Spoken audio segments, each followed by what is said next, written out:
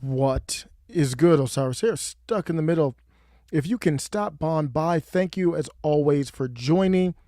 What I do is now I will do the live video.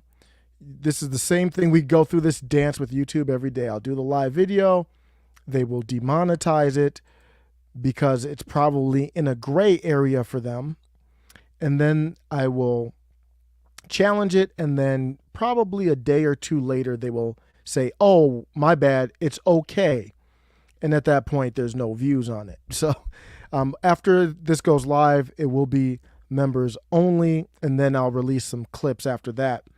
So thank you for your support. The members only is only $1 a month. YouTube takes 30 cents. I get 70 cents. So just a little something.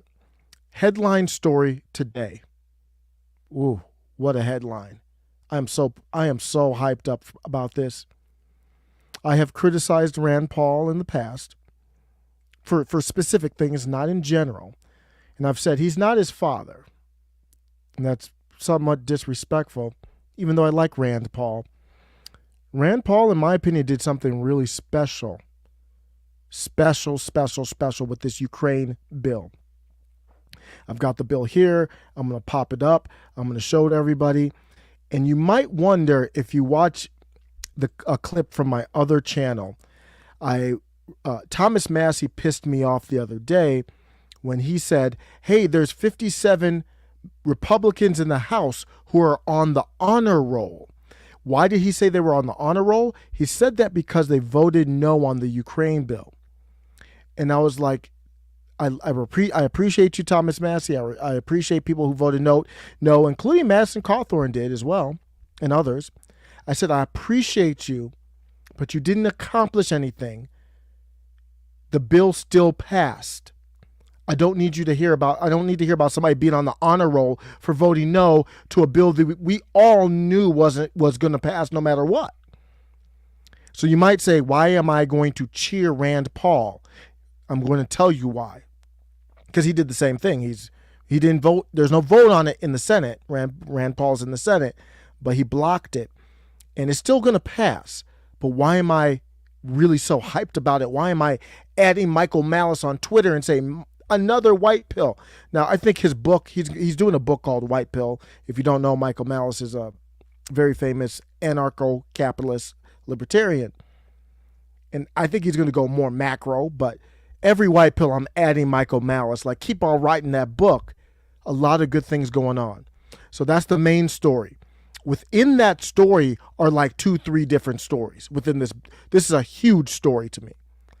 Then after I do that, I'm going to end that one with a great speech from Comic Dave Smith.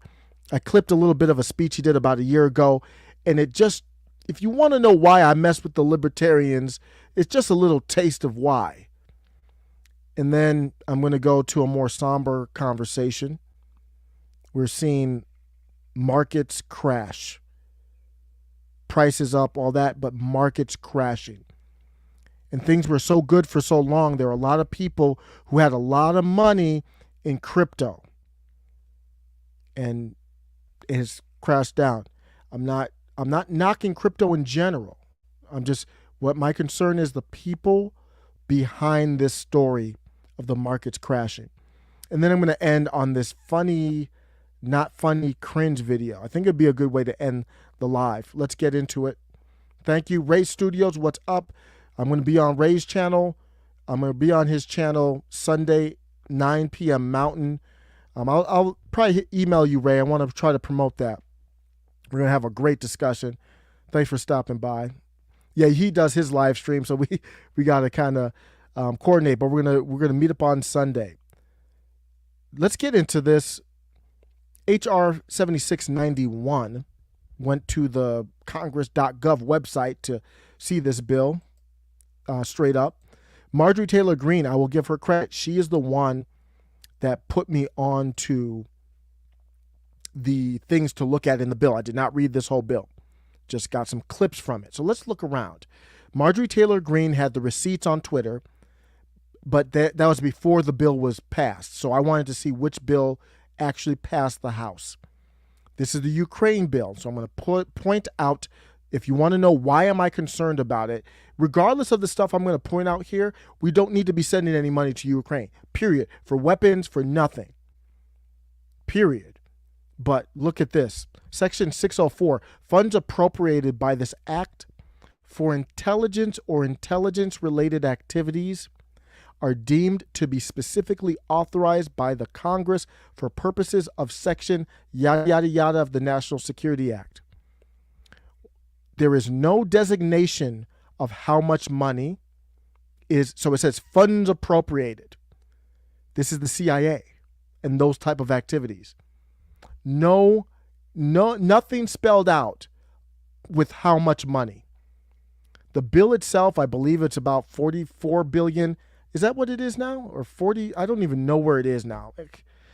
I said in another video, they're just at the strip club and they're just like making it rain. I lost track of how much money's in the bill. Joe Biden asked for 33. Well, it started with your favorite GQ president during wartime, Zelensky. He asked for, well, he didn't ask. I don't think he asked, but he said, you know what? The times are tough when you got a war with Russia and you want to just prolong it as long as possible. He said, I'm going to need about $7 billion a month to keep up this habit, this crack habit of war. He said that I'm going to need about $7 billion a month. Within like a week, Joe Biden's like, I need a bill on my desk for $33 billion. And I'm like, we already gave them, like, what the hell is going on? And then within a week, Congress has a bill well, if it weren't for Rand Paul, would have been on his desk tonight probably. They were like, $33 billion? You're not breaking off enough of our cronies. I got to be quiet so I don't wake up my wife. You're not breaking off enough of our cronies. We're going to up the ante to $40 billion. The president asked for 33. He was like, oh, man, if y'all want to break off a few of your cronies, go ahead. As long as I get my 33 for wherever we need it. These are the problems with the bill. For an additional amount for CDC-wide activities and program support, $45 million. What's 54? What's $54 million between friends to remain available until September 30th, 2023 for carrying out public health and disease detection activities related to the situation in Ukraine and for medical support and yada, yada, yada. $54 million to remain available until 2023 of September? For what? They're just breaking everybody off. For an additional amount for refugee and entrant assistance, $900 million. Damn. They make $900 million sound like you maybe when you were younger, you were trying to go out. I remember trying to go out, to the movies and stuff. I can't believe this. I used to ask my dad, can I get a 20? He'd be like, what do you mean you can't get a 20? You better go get a job. But $20, you could go out, take a girl out to a movie, get popcorn and candy and everything. That's how old I am. Now the popcorn's $20. No soda. Just that salty ass popcorn. You can get refills though. They make the $900 million seem like the $20 bill. Like, we just need $900 million. $900 million? What? This damn near a bill to remain available in September until September 30th, 2023 for carrying out refugee and entrant assistance activities. I'm like, damn, I'm all for helping the Ukrainian people that they have to take some responsibility, but I'm not going to put all the responsibility for their corruption on them. But nah, I'm good. No, you can't get no. You need to talk to your GQ president at this point and say bend the knee. Okay, work something out. You had a chance to work it out before. And this is just some of this. I'm not going to go through the whole bill. For an additional amount of capital investment fund. That's curious. What is a capital investment fund and why is this in a bill for Ukraine? For additional amount of capital investment fund of $10 million to remain available until expended. to respond to the situation in Ukraine and its countries. What? That's so general.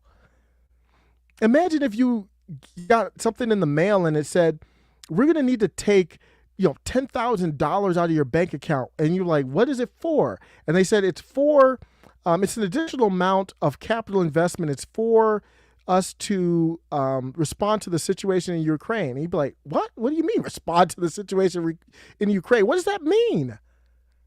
It's just so general. And at this point, the squad has said nothing. The squad is quiet. The populist left.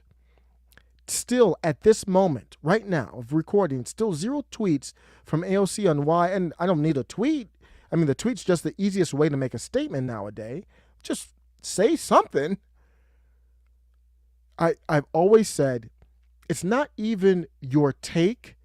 It's your explanation of your take. Just like we talk about with abortion, the problem I have with people on the left is they say, my body, my choice. And I'm like, okay, I agree legislatively. But what happened when Biden tried to do forced needles for you to keep your job? Was that my body, my choice or not? No, it wasn't. Okay, I can't mess with you. People on the right say, well, the reason why I view it as 2 bodies. I disagree, but their reasoning matters. So I'm like, I will roll with you. I'm not rolling with the person that has no rhyme or reason because I can't trust them because they will stab me in the back. My point is, okay, AOC, you voted for the Ukraine bill. Own it. Explain your position. You don't even need to debate anybody. Just make a statement. And why am I focusing on AOC? She's the face of the squad. That's why. She's the one with 13 million followers on Twitter. She's the one doing Twitch video games. She's the one on Instagram. She's the one on CNN. She's the one with the book deals. She's the face of it. And we know that that face is phony right now. We know it's an absolute con job that she's doing. She's not a populist. She's not a socialist. Tax the rich dresses at the Met Gala. We know what time it is. Let me reset something real quick. What happened? How did we get into this Ukraine thing? It does not follow that there's no explanation for the invasion. John Mearsheimer writes that the trouble over Ukraine actually started at NATO's Bucharest summit in 2008 when George W. Bush administration pushed the alliance to announce that Ukraine and Georgia will become members. Even with this 2008 announcement, though, most analysts acknowledge that it was unlikely that either country would ever be admitted to NATO because of opposition from France and Germany. Nevertheless, the U.S., including the Biden administration, insisted on beating the drums to admit Ukraine to NATO. Just last fall, you signed the U.S.-Ukraine Charter on strategic. So let me stop because it can become verbal mush, and I've heard this before, so it's easier for me to comprehend. And I did a video on this back too. But if Ukraine has civil conflict on the east side of the country, close to Russia, they can't be a part of NATO. It would be like buying insurance when your car is already partially damaged. It's like getting health insurance and not telling anyone about your pre-existing condition. Ukraine has a pre-existing condition. So they can't be in NATO. You can't be in the middle of a war, and they've been in war on the east side, on the Donbass region and all that, where they really align more with Russia. They've been in a war. You can't come up in NATO and say, okay, now we can use your paper to help fund this civil war we're already in. They're corrupt, but even they're like, that's a little much for us. Because they could still let them in no matter what. I know it's in the bylaws that you can't, but they do whatever the hell they want. That's what Rand Paul's talking about here. Which renewed a commitment to the 2008 Bucharest Declaration supporting Ukrainian admission to NATO. Knowing full well that Ukraine was unlikely to ever join NATO since it had already been 14 years since they said they were going to become members, why was it so important last fall, before this invasion, to continue agitating for Ukraine's admission to NATO? Thank you, Senator. not a question of agitating for Ukraine's admission. It's a question of standing up for the basic principle that we strongly adhere to, that there should. It clearly agitated Russia. I mean, we should be able to agree on that, right? You might be able to say, hey, our intent wasn't to, but we do know it agitated Russia. So that's kind of the background. This is Blinken here. This is kind of the background. So let me get back to the populist left real quick. This is kind of a side mission off the main story, and I'll come back to Rand Paul in a second. Glenn, I can never say his name right. It's like a tongue twister for me. Glenn Greenwald says, new, the U.S. anti-war left is dead. The squad's $40 billion war vote just killed it. Glenn is fire. Defense budget each year at the expense of the welfare of American citizens. Here she is on the House floor urging support for an anti-imperialism, anti-militarism bill that she had presented. Listen to what she said. This is a mere 6 months ago. Mr. Speaker, I rise today to offer Amendment 40 to reduce the Pentagon budget by 10%.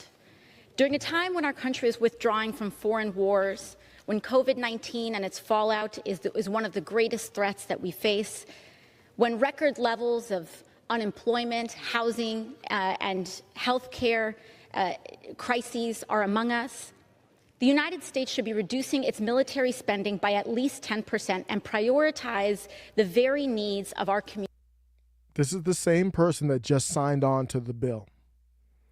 Keep in mind, this bill was going to pass regardless. So if I were, and I can't even imagine being this evil, but if I were a fake populist in D.C., like I accuse them of being, I would go to Nancy Pelosi, which is their mama bear. They have to ask her for permission. They don't do anything without her permission, or they get smacked in line. So I would go to Mama Bear and I'd be like, Mama, I can't, like, I'm getting flamed on Twitter. I used to be a boss on Twitter. That's a big, you might think, oh, why are you talking about Twitter? That's a big mode of communication. They're trying to character assassinate Elon Musk for trying to take it over. It means something. So I'm getting slammed in the media, and big part of the media is Twitter. I can't tweet like I used to. I keep getting ratioed to hell by people who used to support me. Let me and the squad vote no. We'll vote no. The bill's going to pass anyway. And we can still be anti-war. That's what I expected. Remember, they signed that letter to start off and said, Joe Biden, don't do any war without our authorization. What they found was a workaround. They aren't declaring war. They're not even declaring authorized use of military force. They're not even declaring that. What they're saying is we're giving the weapons to Ukraine, and hey, Ukraine can do that for us. We're not signing off on it. We're just signing off on the weapons and the money, not even the weapons in most bills. Some of the bills I think did even list out weapons, if I'm not mistaken. So they found a workaround. They're not voting on war. Communities here at home.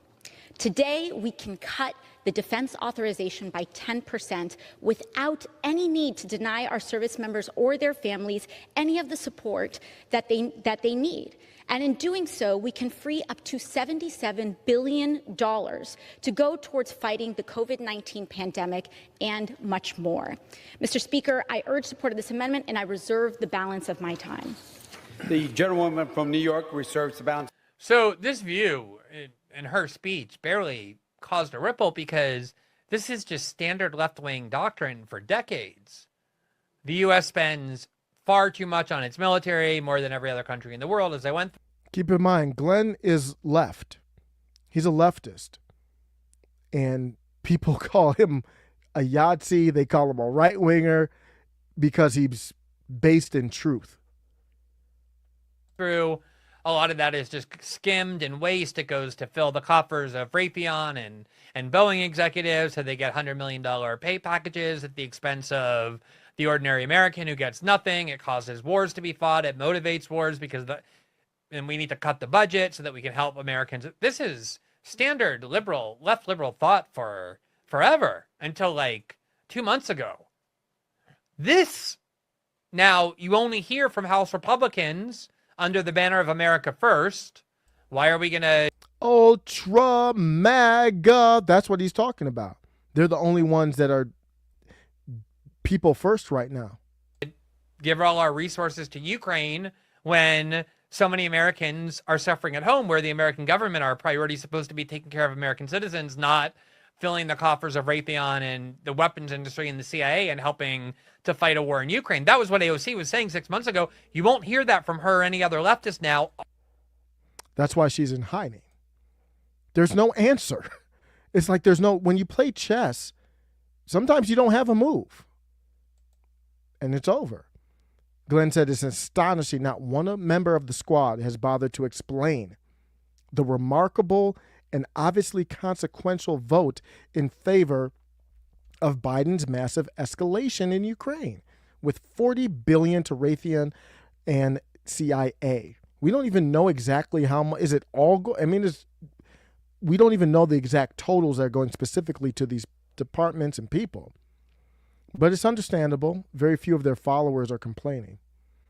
What they do is stay silent. There's a lot on the left who are going after them, but they, I even talked to Jen Perlman, who I respect greatly. I was just on her show.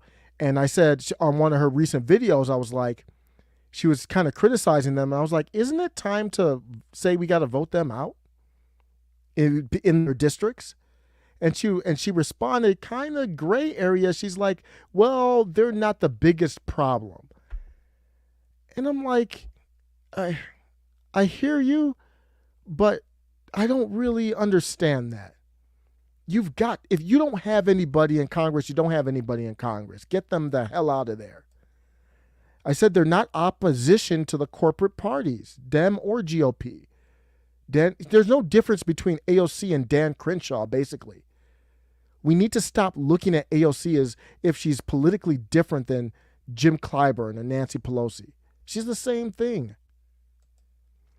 They easily could have voted against it. And I want to know do you think, tell me in the chat, do you think it's possible that one of the reasons they didn't do that fake no vote at the very least is because they didn't want to align themselves with Marjorie Taylor Greene and Ultra MAGA? Do you think that's why? I don't know. I get the impression that's why they wouldn't do the no vote, even though they knew the bill would pass. Let me know what you think about that. Marjorie Taylor Greene, she knows that she's got the moral high ground. There's no argument, really. There's no solid argument here against for AOC and the squad. So Marjorie Taylor Greene's going in for the little kill shot jokes here, but with truth. That's why it's funny. She says, AOC, what is the carbon footprint of the proxy war with Russia you voted for? That's a hell of a question. She's saying, how much gas are you burning? What's the environmental impact of all these big gas guzzling vehicles and all this war and bombs and everything being blown up? What's the carbon footprint of that, Miss the Green Deal, the Green New Deal? Ooh, that's a fire tweet right there. Like AOC used to have tweets like that would be, maybe I was blue pill, but they were more effective. She does not have that at all anymore. James Lindsay piled on as well. He was like, Rep Green, don't worry. They will retool ESG so the social good of the proxy war with Russia outweighs the environmental harm, at least in the index funds she and her donors benefit from. That's the power of ESG. There's no government oversight, and they can just say, yes, the war in Ukraine, are you crazy? That's for the social good. He's not really joking there. They really could do that. I just thought that was funny. Our good friend of the show, she has somebody already photoshopped it, memes all over the place. So back to Rand Paul. Let's get back to the main mission. So what happened? The bill passed in the House. 57 House members voted no, all Republicans. So it went to the Senate today. Peep game, they had to go mask off.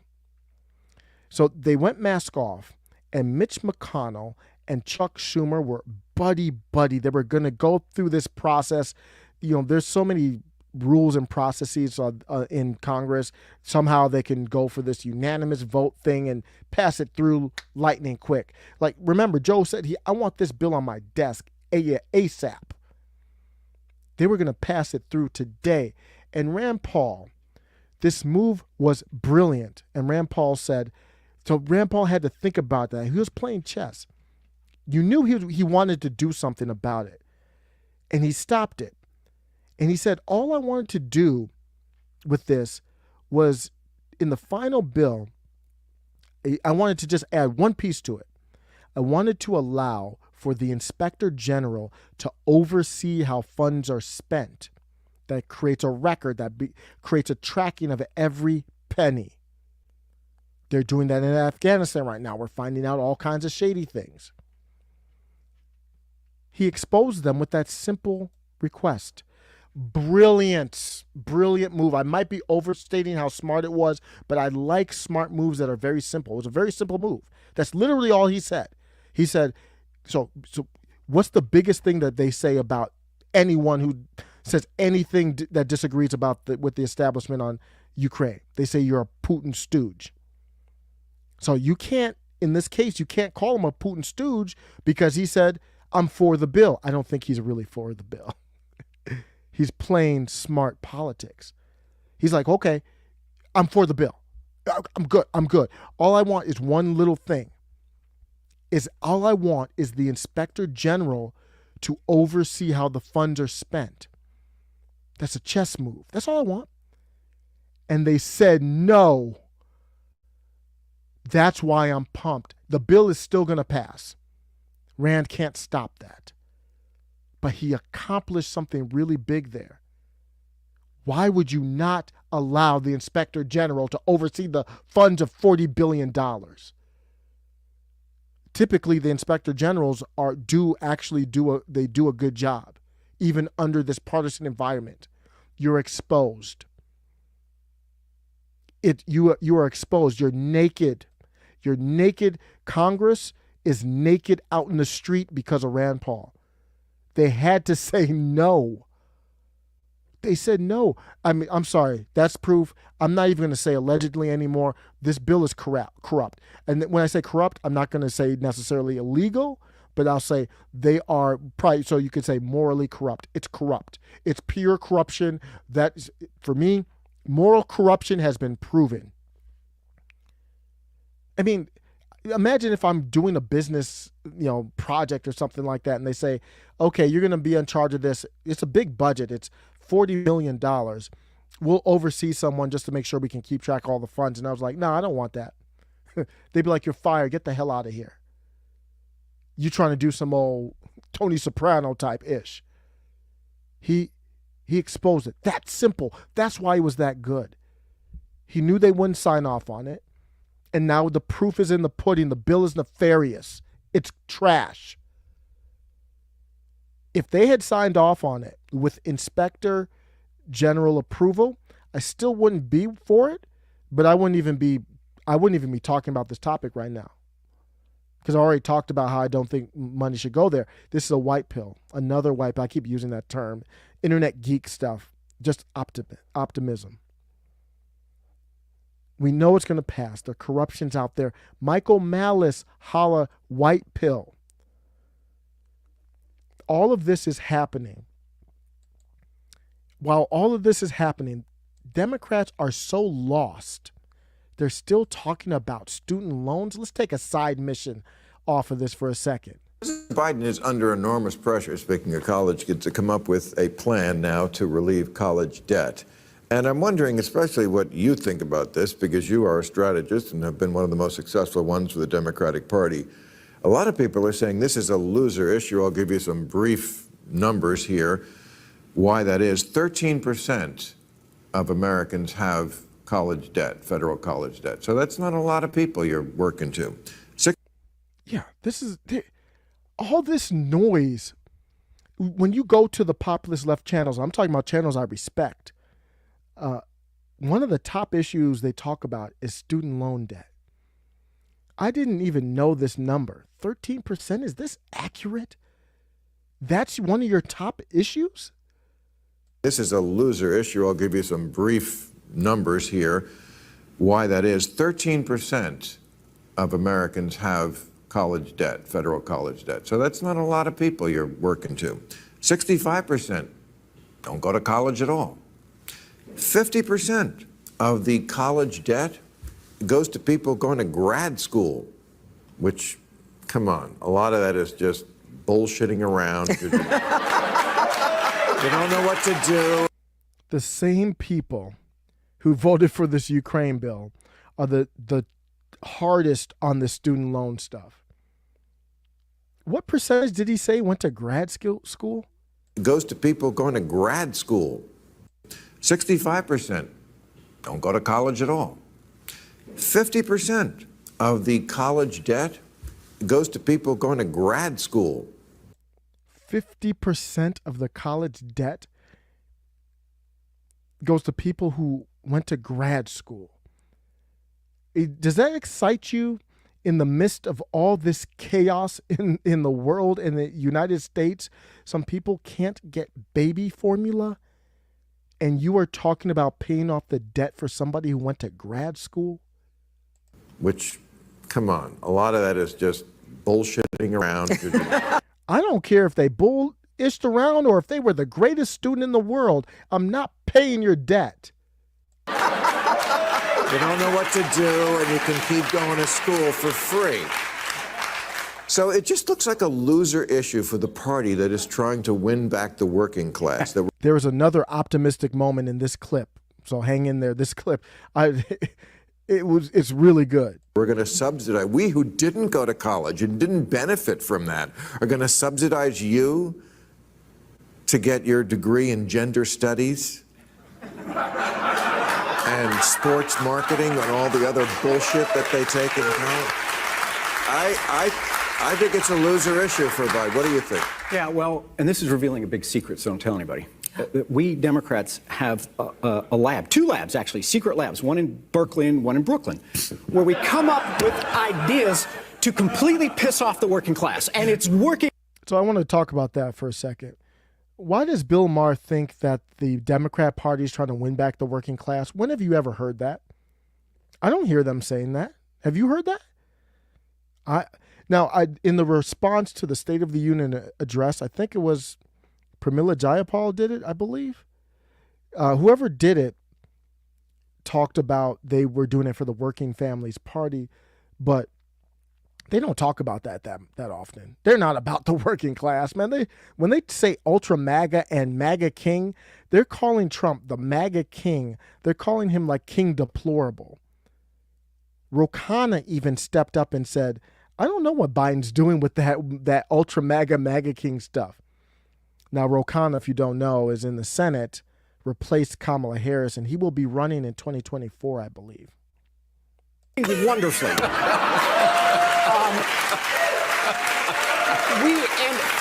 I didn't find this funny. I don't know. Maybe I'm just too jaded right now. I didn't laugh at this part. It will get better. Trust me. Berkeley and one in Brooklyn, because they're like, where we come up with ideas to completely piss off the working class. To completely piss off the working class, and this is funny. This is not funny. I don't. Your degree in gender studies too. And sports marketing and all the other bullshit that they take in college. I think it's a loser issue for Biden. What do you think? Yeah, well, and this is revealing a big secret, so don't tell anybody. We Democrats have a lab, two labs actually, secret labs, one in Berkeley and one in Brooklyn, where we come up with ideas to completely piss off the working class, and it's working wonderfully.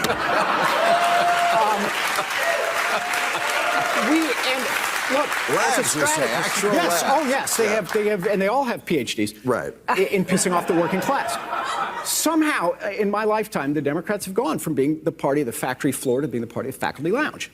Right. Now, I went last week. Yeah, that happened. Barack Obama did that, and it officially happened when Trump came down that escalator.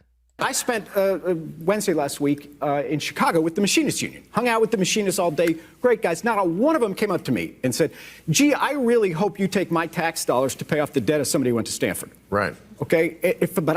So Biden's under enormous pressure. He's not for it. He didn't campaign for it. He says he'll relieve maybe $10,000, which I suppose is good. But what I'd much rather see Democrats do is go back to their roots, which is earn it. We're the party that created the GI Bill. Nobody called that free college because it wasn't. That's like water on the Wicked Witch of the West. When you talk to a leftist and say earn it, man, they get pissed off, man. He's not for it. He didn't campaign for it. He says he'll relieve maybe $10,000, which I suppose is good. But what I'd much rather see Democrats do is go back to their roots, which is earn it. We're the party that created the GI Bill. Nobody called that free college. So when I first listened to this clip, I didn't know where they were going to go with it because I saw Bill Maher trending and I wanted to see. I'm a fan of Bill Maher. And I was playing it at the kitchen table and I was going to get something to eat or drink or something like that. Then I heard him say the word earn it.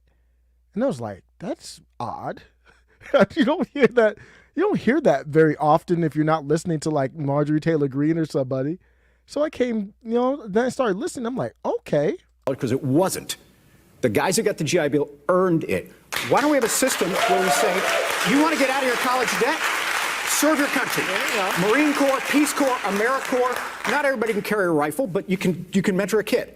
And you give 2 years of service, then you will have earned that and expand it so we have community college, job training. We need more mechanics, not MBAs. Yes. And that's where the Word. I would support that. We have to see what the bill would look like. But it's just a good example of how, I don't know if people tell me if you on the channel would agree with that or not. Let me bring it back one more time. I support this. You want the loans paid off. Okay. You do some service. I got you. 2 years of service, then you will have earned that and expand it so we have. And you've got a little bit more skin in the game with the country. I think that gives you a little bit of patriotism. Community college, job training. We need more mechanics, not MBAs. Yes. But you know what? 99% of them would be like, huh? That's beneath me. Bet that's even better. Well, I don't want to say that's even better, but it kind of exposes where they're at. And that's where the Democrats' focus ought to be. Your terms are acceptable. I was feeling that. Let me know what you think on that one. The grocery store prices are up, as we know, almost 11%. Wow, most in nearly 42 years. Read an article that the housing market might be starting from Zero Hedge. The housing market bubble might be starting because interest rates have damn near doubled. Now, they're very low. I think my parents back in the day were like in 13% interest rate. Now they went from like under 3 to I've seen as high as 6. Even though that 6 is lower than way back, that is a shock to the system, like a lot. And it's not even nearly as high as it should be. And I will criticize Trump. Trump put pressure on keeping the interest rates low when the economy was good to keep the bubble going. And I understand there's a conflict of interest. You want to stay in office, but I will criticize you. That was a mistake. But now Biden has done way worse with his policies to negatively affect this. And Katie Porter. So Katie Porter, a congresswoman, I think they make about $174K a year. Who would like to make $174K a year? Who wouldn't mind that? She's at the store talking about I had to put bacon back because it was $10 a pound. If you have to put bacon back at $10 a pound with your salary, ma'am, what about the regular person? Now, I like Katie Porter. She's one of the better populists. She's still flawed. She's still, a problem, but she's one of the better ones. She's more like what I thought AOC was going to be. She still voted for the Ukraine bill, I believe, too, though. All Democrats did. As long as she was there, I don't know if she was present or not or whatever, but I think she voted for it.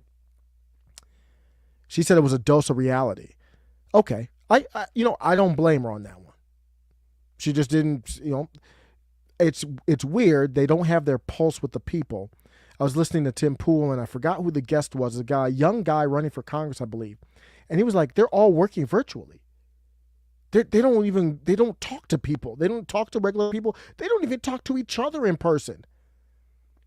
They could be anywhere.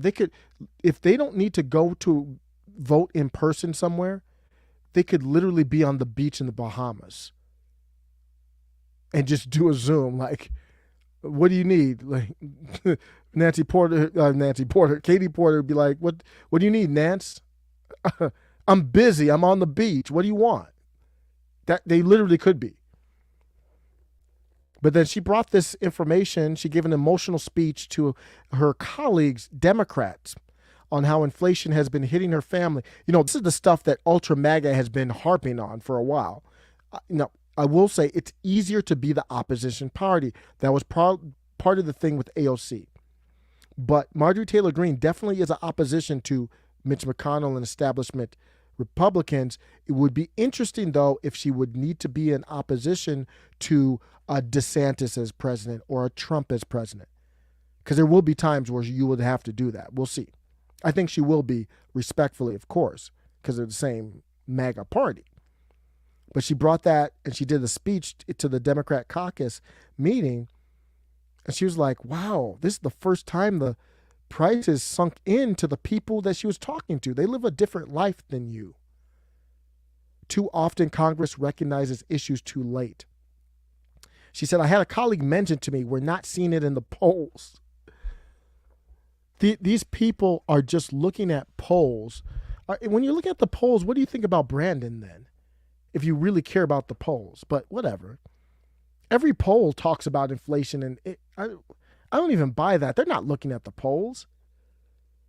So they're acting like they don't know. Like Katie Porter's like, this inflation thing's a pretty big deal. I don't think this Putin price hike is resonating with people. Like, it doesn't come across as like believable. The blaming everything on Russia and Putin or the pandemic, like, people aren't buying it, is what basically the gist of what she was saying. And they're like, the colleagues were like, I don't know, Katie. It's just that crazy old Katie Porter. They don't even live in the same universe. They're supposed to work for us. Like, they don't even live on the same dimension. Like, we live on Earth. They live on bizarro Earth. They didn't believe Katie Porter. This is behind closed doors. There's no need for them to play around and lie. For Porter, the episode revealed how much work Democrats still need to do to assure voters they understand everyday anxieties, particularly inflation strain on family budgets. They make so much money, they're flipping so much stock. They're like, it doesn't matter if milk is $2 or $50. It wouldn't bother me a damn bit. Oh, is milk $50? I didn't know. That's basically where they're at. She's not alone. Some Democrats have warned for months their party's falling short. Remember, Joe Biden used to be that. That's how Joe Biden kind of sold himself as the one to like tell Hillary, you kind of lost track. You shouldn't have probably said the deplorable stuff. And now he's using Ultra MAGA King or whatever he called Trump. MAGA King. And now we've seen MAGA King shirts already. I'm not going to do another shirt. But, and I purposely don't want Trump on the shirts. Nothing against Trump, but the MAGA for me represents defiance. And it doesn't represent Trump specifically. Democrats have worked feverishly on more plans to tackle the record price hikes. Oh, really? What's your plans? Pushing to vote on a gas prices package before Memorial Day. And then state officials have proposed rebate checks. So their solution to everything is always to throw money at it. You realize that's what got us into this mess in the first place? I don't know. Maybe you could deregulate something. They're talking about beef, and all the beef goes through a few. It's kind of like social media. There's only a few processors and packagers, or I'm not an expert in that. So Thomas Massey was like, deregulate, let other people do it. You don't have to throw money at everything. Even Democrats' own internal polling has confirmed they have problems, so they're not listening to the polling. They're just lying. They might know something we don't know. And if they can't improve their outreach, Porter and others are worried that the party's chance to hold on to its slim majorities. Spoiler alert, if there is a midterm that has any bit of integrity to it, don't worry about that majority in the House. Don't even worry about it. Don't even plan for it. Don't even think about it. It's done. It's over. Could you imagine if after all this ish, the polls come in, midterms, and it shows Democrats keep the majority in the House. What do you think would happen? I mean, if the election has integrity and they try to sell Democrats as winning the midterms, I don't know, man. I'm not trying to question anything. I'm just saying a hypothetical, like that would be crazy. Conveying is part of it, but first you have to see it. Voters are very quick to be able to sense when something is hollow rhetoric. This is where she's hinting at a lot of the stuff you're saying that you tried to come up with. You probably got into this meeting and said, how do we spin inflation? You might want to just stop that. Like if you're in a meeting and you're saying, how do we spin this? And you come up with a slogan, it's probably not good. Porter says it's not about just switching up your talking points. It's about seeing the issues. Yeah, feel it. Back to the main story. Michael Tracy, who was just on with Viva and Barnes, you may be thinking, why is this even controversial? Rand Paul's request for the Inspector General. Of course there should be an Inspector General to monitor how this giant amount of money is being allocated. Who's monitoring it if there's no IG? I don't know. Well, it took 7 years to get an IG for Afghanistan spending, and the findings were humiliating, major inconvenience. I'm going to end this segment with this. I was talking to somebody, and I was like, man, you still hate this country. And then this is New Age hippie. We interact a lot. We agree on some things, disagree on stuff. I appreciate the back and forth, always respectful. We make each other think. And he said, I do.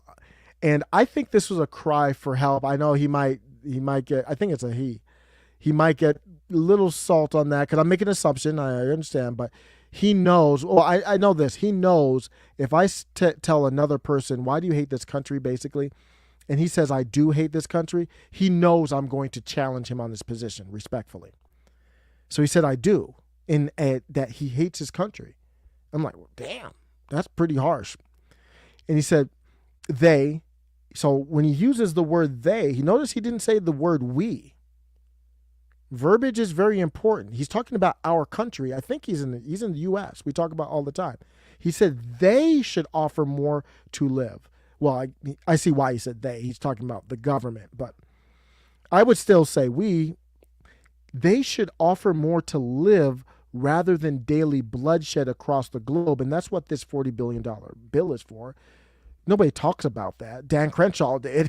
Dan Crenshaw was like, it's not killing Americans. It's killing Ukrainians. Hint, hint, hint. Dan is savage. He's a neocon, but he's a savage one.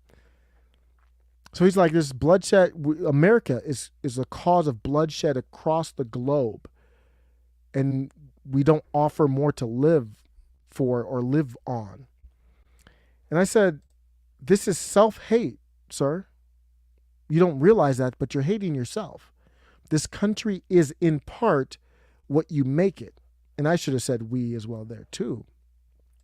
He replied, when the U.S. bombs other countries, or you can substitute when the U.S. spends $40 billion on Ukraine in a corrupt manner and claim to love babies while starving and killing other babies and struggling here at home with supply chain issues, you seriously consider that self-hate? Yes. If you look at the heinous acts of our government and hate the country, instead of wondering, how do we change a country that we love, then yes, it is self-hate. If that's what you want to do, that's fine. I'm just labeling what it is to me. You're hating yourself. The people who did those things, do you realize that they work for us? The reason why they don't act like they work for us is because you don't act like they work for us. He was like, laugh out loud, bruh.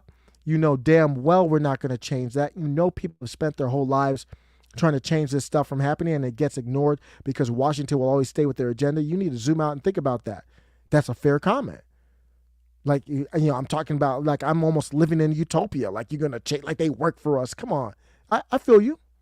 I feel you. But I was like, I disagree. That is a slave mentality. I've been talking about reparations a lot, so that's why I said slave mentality. I said it won't be easy. It might not happen in my lifetime, our lifetimes.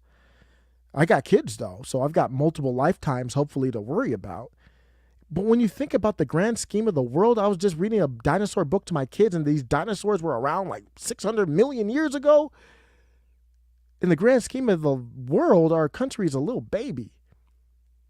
It might take radical things like breaking apart into separate countries. Our country started off with radical ideas as well, but we can change it. That's what I want to leave with. And I'm going to go out. Is Jordan still in the chat? He's also a big Comic Dave Smith fan. I'm going to shout this out to anyone. I don't want to take this as a negative when this bill still passes and all these negative things are happening. I'm going to go to a very somber story after this, but let's do a pick-me-up real quick.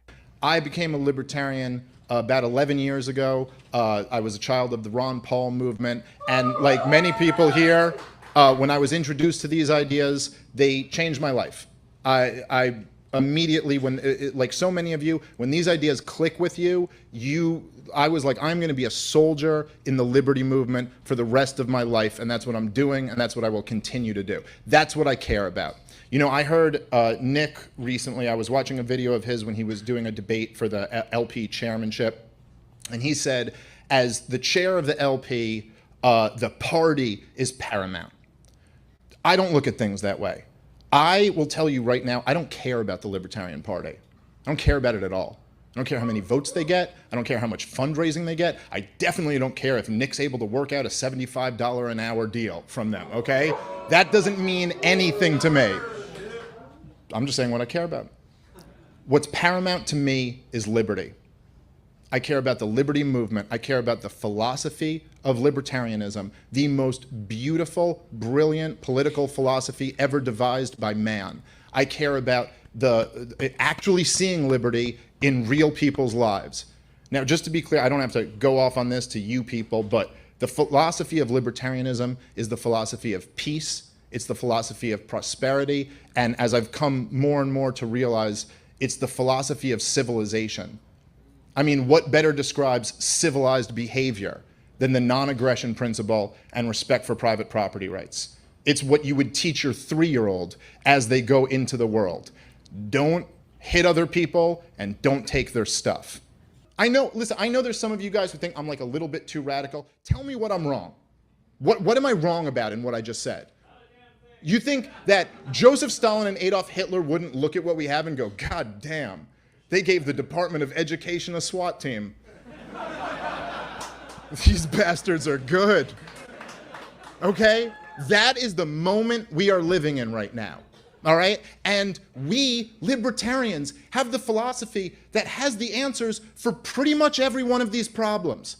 I mean, I'm not saying we can solve everything, but we pretty much know what to do with all of this stuff.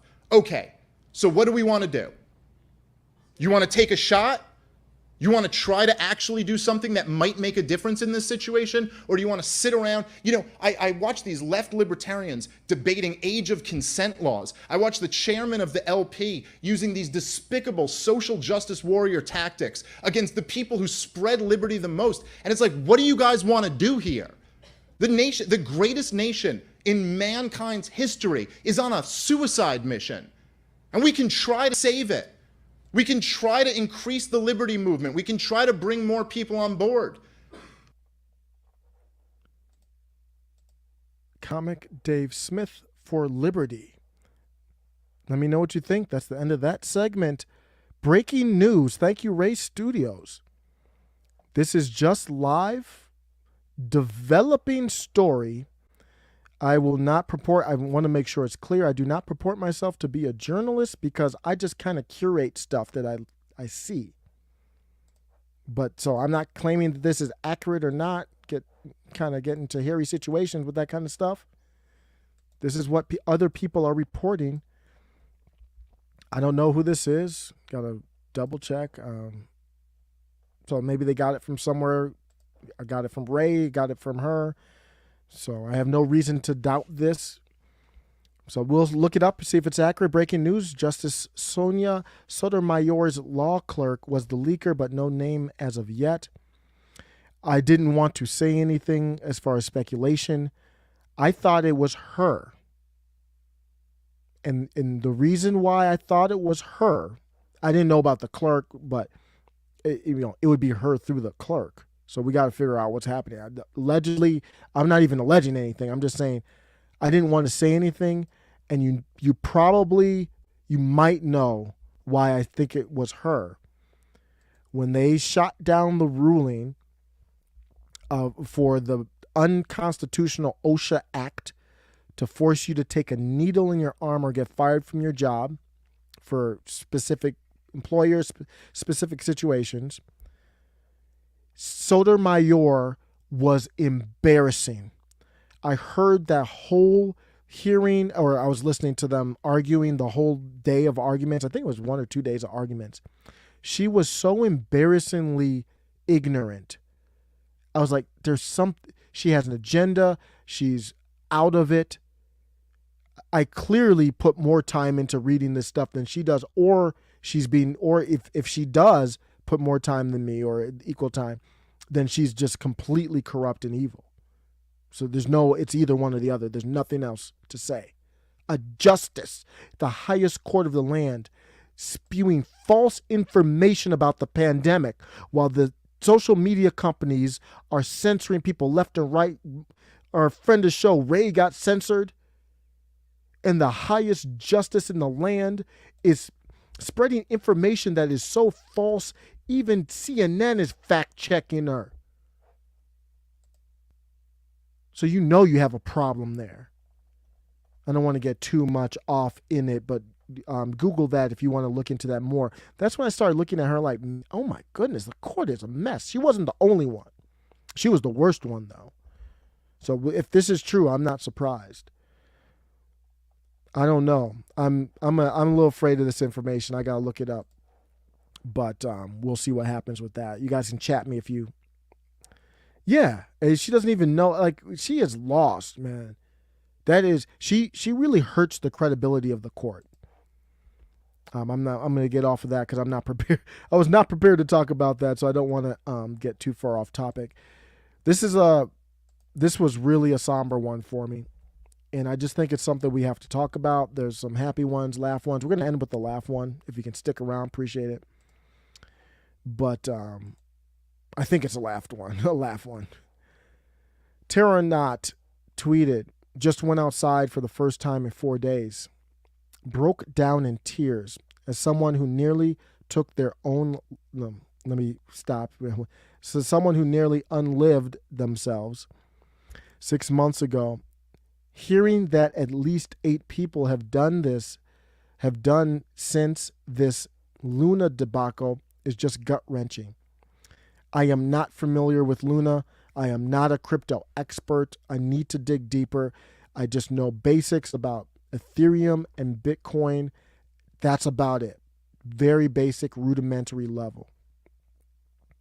But what's happening is the value's tanking. I think this is a coin. The value of this coin, or the total value, Monday was 20 billion, I believe, and it crashed to I think it was unders or around 6 billion today. A lot of people. This is not a time to judge. I'm just telling what I am not going to make any judgment. This is not the time. There's a time and place, and really never to judge, but to talk about the takeaways. This ain't the time for a takeaway. This is a time to relate, for me at least, to relate and to convey money is just money. I used to be homeless, just for a little bit. I'm not going to overstate it like I was living in the Seattle or San Francisco in some here. I wasn't doing all that, but I didn't have a place to sleep other than my 91 Honda Accord in the fall time.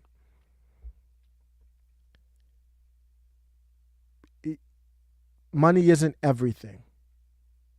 So pause. If you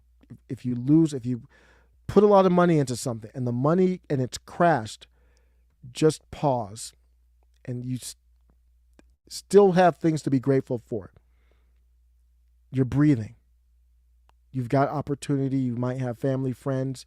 Even if you don't, you've got the potential to do what you want to do. You always have that. But this thing crashed. And this person said they spoke to 200 people privately who lost everything. More in other groups. Almost everyone I know has been affected somehow. I was largely not directly, helped people close to me and a few others financially, but I am just emotionally spent. I feel every bit of everyone's story who has reached out to me. It's now my time to be there for all those who supported me in the past and the community as a whole who have always been nothing but welcoming to me. I'll be here to help carry that emotion with you best I can do if anyone needs to talk. Please don't make mistakes you can't undo. Money is money. Strip yourself of the shame and know that what happened is no reflection on who you are. I feel like I'm mourning a loss of sense of self and of so many around me. I can't really give out more to anyone DMing me. But please know I'll be here for anyone who needs other forms of support. I apologize if I'm not always responding right away. Day 4 of almost no sleep, but I'll get there. We aren't going anywhere, neither is crypto, and this isn't as important as you think it is. Look after yourself, forgive yourself of any grievances, and reach out to loved ones. You'll be surprised by the kindness in this world. I'll pause for a second. For me, I was so embarrassed. I hadn't even called my mom in forever. And she had my address, and she came out unannounced to my crib. So I'm in a whole different state. I hadn't talked to my mom in gosh knows how long.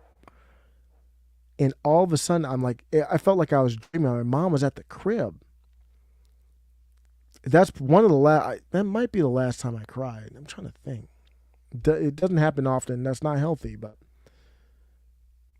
and I think that helped me. I was already getting back on my feet, but I think it actually helped me. I'll never forget that day. That was crazy. You'll be surprised by the kindness in this world. Going to sign off now, and as Hope as an Arsenal fan, so I guess that's football, right? Soccer across the pond, right? I'm not about to get rugged by Korea for a second time this week. Thoughts to everyone who has built, engaged, and invested in Terra, including all those at TFL. I'm not familiar with all of this here, but you get the point. We will rebuild from here, whatever form that may be. Good night. Props to Terra Knott for that tweet. Let me know what you think.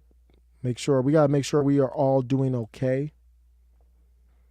And I didn't do a video on it. There's so many ideas. I can't do a video on everything. It takes some time. Because I didn't get my thoughts fully fleshed out. Some videos are easier for me to thoughts just spill out. There were people who were talking about the Disney crash.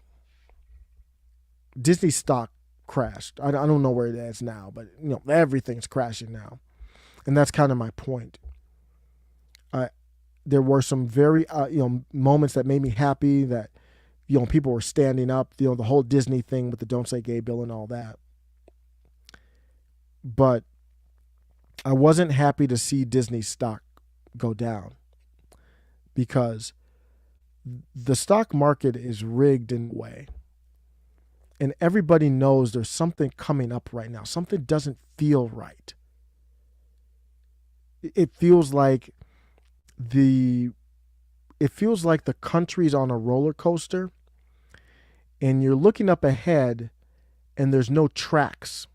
So you just went down the hill, you're going super fast, and you're looking up ahead, and you're like, wait a second.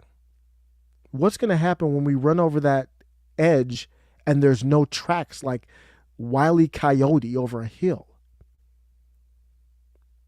So I don't know if that's what's happening. I'm not a financial advisor. I'm not getting financial advice, but people will pull their money out. They'll short these big hedge funds. They're not going to lose. And they know if they do lose, they'll get bailed out. So they're very aggressive when they make a move. So my point is, when Disney stock goes down, that only matters if every stock stays high and Disney stocks goes down. So for me, the first sign of all this kind of falling was when Disney stock went down, Netflix went down, and some people were celebrating, and I was like, I don't know yet. And I don't want any company to crash and people to lose their jobs. But I understand why people are celebrating the big bad media that's corrupt and, trying to socially engineer us. I think corrupt through China, in my opinion, that their stock value would go down as a rebuke of people saying, you're not doing what we want from you. The free market doesn't like you anymore. I would say that exists and that would work if Netflix crashed and Disney crashed and everything else was prospering. That's not what happened. So I don't know if it's rigged or not with this, but they crashed and everybody crashed. So there's nothing to celebrate. It's all relative. And people are going to lose jobs. When the market crashes, and you see this is going to be potentially a recession, companies cut heads. Let's make sure we're all okay. Let me know what you think. I got a lighter one now. I'm gonna play this video. I'm gonna play a video for everybody here. And my question, I have one question with this video that I'm gonna play. Hopefully I think I downloaded it. Wow, did I not? I don't think I even have it ready. I'm playing. So let me stall here while I get the video. Let me put up some Defiant. What's up? I have not been able to see the chat. Everyone who is able to stop by, even if it's for just 1 second. I don't know if Nick Recada's doing his stream. That dude's a beast, so I don't blame you. Stop on by afterwards to the Clips channel or here or wherever. Defiant says about time because we know that millions of illegal guns are sold from Ukraine to other countries. We could be funding that as well. Yeah. Yeah, we need to know what's going on. And I like the smart moves of just saying, hey, you can do it. We know that it's all just trash. We know it's just all, we know it's corrupt. But we're like, Rand Paul's like, you know what? You can still do it. Just give us oversight. And they say no. I think their next move, if you're playing chess, I think their next move might be, we've got to control that. We got to control that oversight. I don't know the details. I have to research the inspector general, like how does that work and all that. But I have a feeling, that their next move might be like, yeah, that oversight thing that Rand did, we're not going to let that work again. Because you could do that for any bill that you don't want. I mean, that's all Congress does is pass bills that allocate money, basically. There's not a bill that they pass, not very often, that doesn't have to do with money. So I'm going to play this video here and get your feedback. I'm playing this video. No, I'm giving you no context of what it is. Listen to it, watch it, and please tell me, what the hell is this?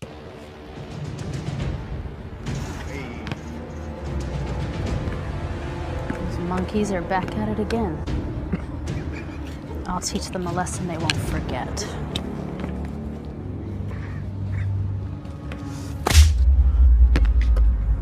Hey! What did I tell you criminals about coming back to my neighborhood? Oh no, Roy, let's just get out of here. No, Vince. I won't let her ruin our fun. Listen, lady, we aren't breaking any laws by having fun here at the park. I won't let you intimidate us anymore. Are you talking back to me, boy? I guess you forgot who used to own your kind, and I'm about to remind you of that right now. Ow! Ah, that hurts! Ah, Vince, help! Ah! Don't you touch him or I will knock your teeth out. Roy, hang on. I'll get some help. Oh, look. You disabled, crippled piece of trash. No one's coming for you. You're not worth it.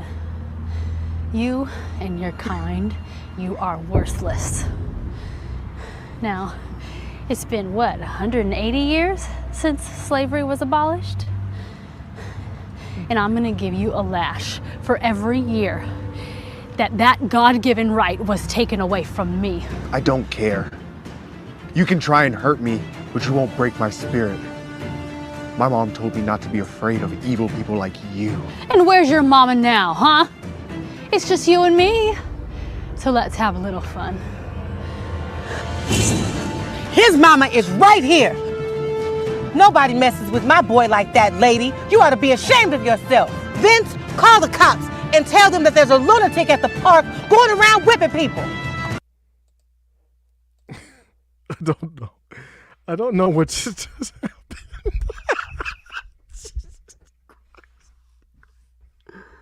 People have gone insane, man.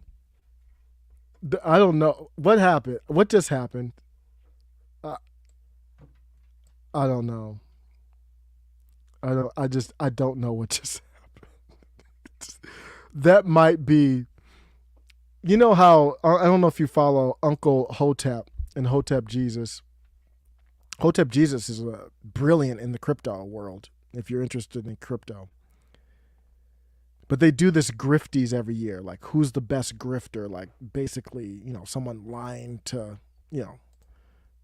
get money or whatever, be famous or whatever it is. They got to do like a cringies. Like, what's the most cringe? That is more cringe than any TikTok that I've seen from Libs of TikTok. One of the most cringe things I've ever seen. This one, I'll play a little. Now, I guess I'll play this one. This one's also cringe, and I'll tell you where it's from.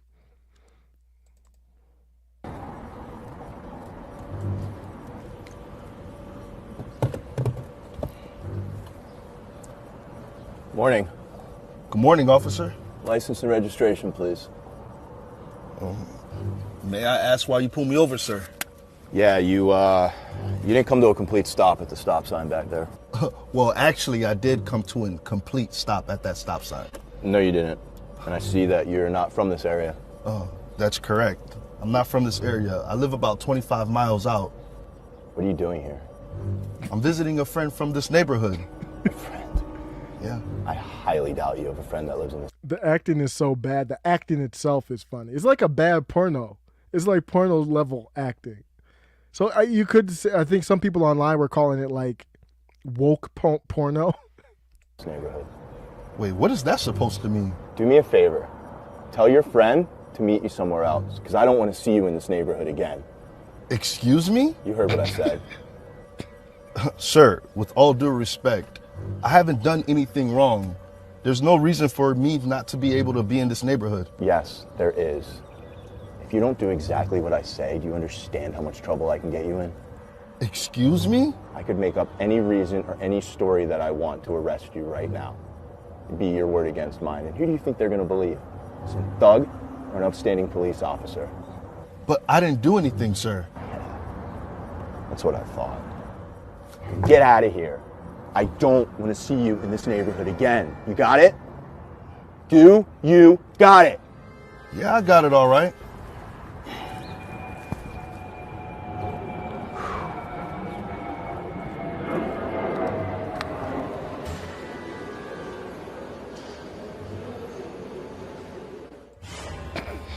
You wanted to see me, Captain? Yeah, Kyle, have a seat.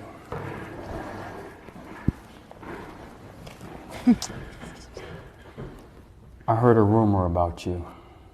Rumor? Actually, it's quite a few rumors. I heard that you're a dirty cop. I heard that you've been racially profiling people and harassing them. A lot of rumors, Kyle, the bad kind. I don't know what you're talking about. You remember stopping a man last Saturday by the name of Wade? No, I don't recall. Memory's a bit hazy, huh?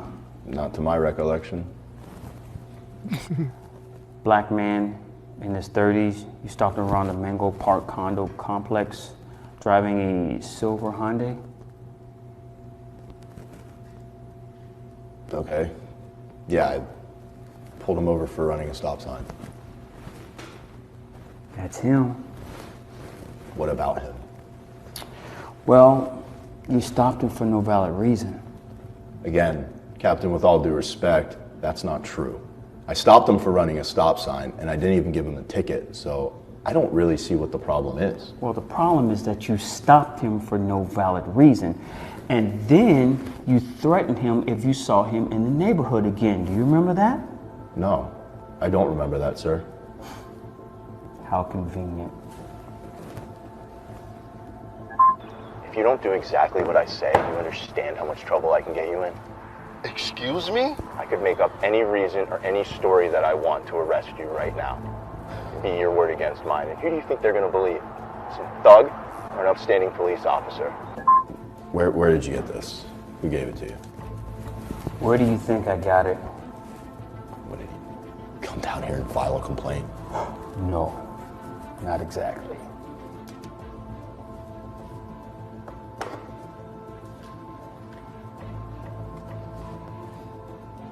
What are you doing? George, you mind coming inside the conference room for a second, please? Thanks. What's going on?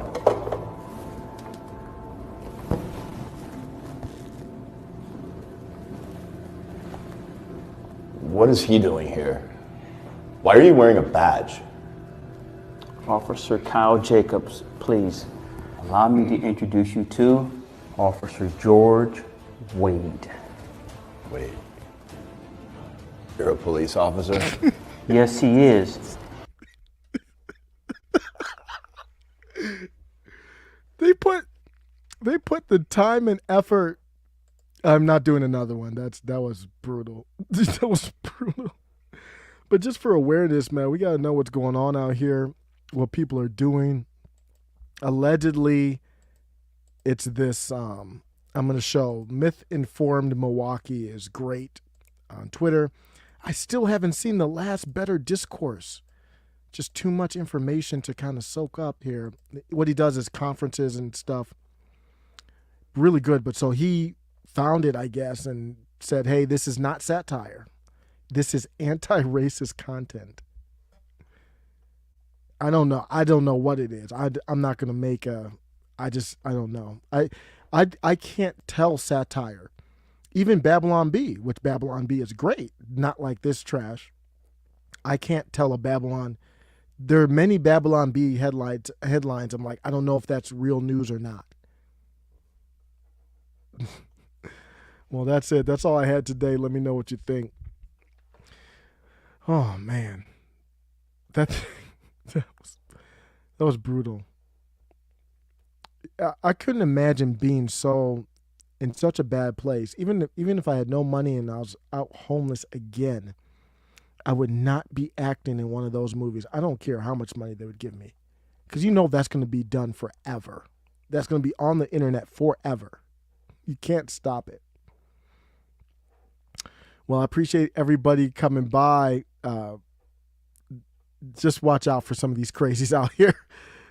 Take care.